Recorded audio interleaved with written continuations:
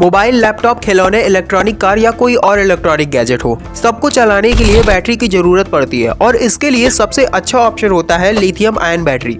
बढ़ते electronic gadgets की वजह से ज्यादा बैटरीज की जरूरत होगी, लेकिन बैटरीज की शॉर्टेज एक ऐसी समस्या है जो हर उस देश को होती है जो इलेक्ट्रॉनिक गैजेट्स को प्रमोट कर रहे हैं, क्योंकि अगर आपके पास बैटरीज ही नहीं होंगी तो आप गैजेट्स को चलाएंगे कैसे। इस कंडीशन में हमारे पास एक ही रास्ता होता है कि हम दूसरी कंट्रीज से बैटरी को इम्पोर्ट कर ले। अब यहाँ उन देशों को बहुत फायदा होता है जिनके पास लिथियम है, वो इस लिथियम का यूज अपने लिए तो करते ही हैं और साथ में दूसरी कंट्रीज को इसे बेचकर प्रॉफिट भी कमाते हैं।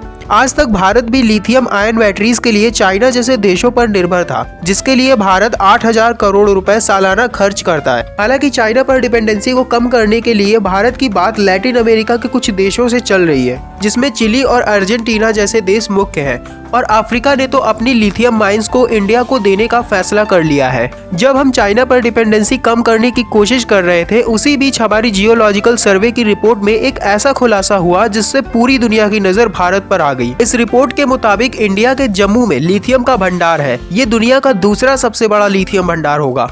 लिथियम का मिलना भारत के लिए इम्पोर्टेंट क्यों है और इसे सफेद सोना यानी व्हाइट गोल्ड क्यों कहा जाता है?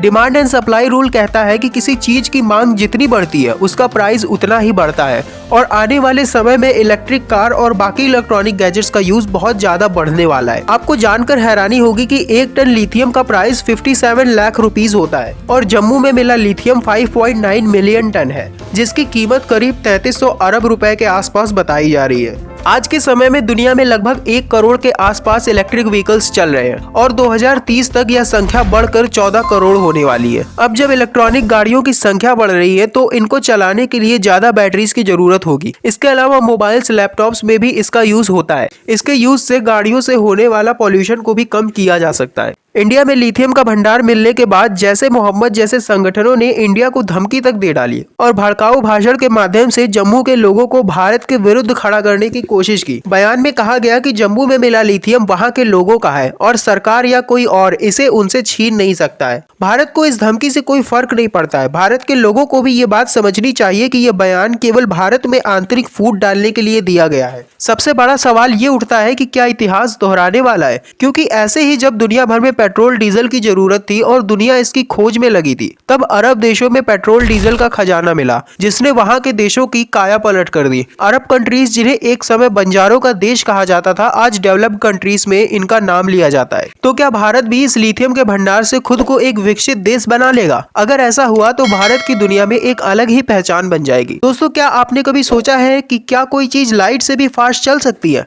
अगर आपके माइंड में कभी ये क्वेश्चन आया है तो आपको इस वीडियो में आपका आंसर मिल जाएगा। और अब इस लिथियम भंडार को इंडिया कितने अच्छे से ऑर्गेनाइज कर पाएगा और इसका कितना ज्यादा उपयोग कर पाएगा, ये तो आने वाला समय ही बताएगा। आज की इस वीडियो में बस इतना ही, और ज्यादा अपडेट्स के लिए आप हमारे चैनल लेट्स ऑन अर्थ को सब्सक्राइब करके बेल नोटिफिकेशन ऑन कर सकते हैं। वीडियो पसंद आया हो तो लाइक कीजिए।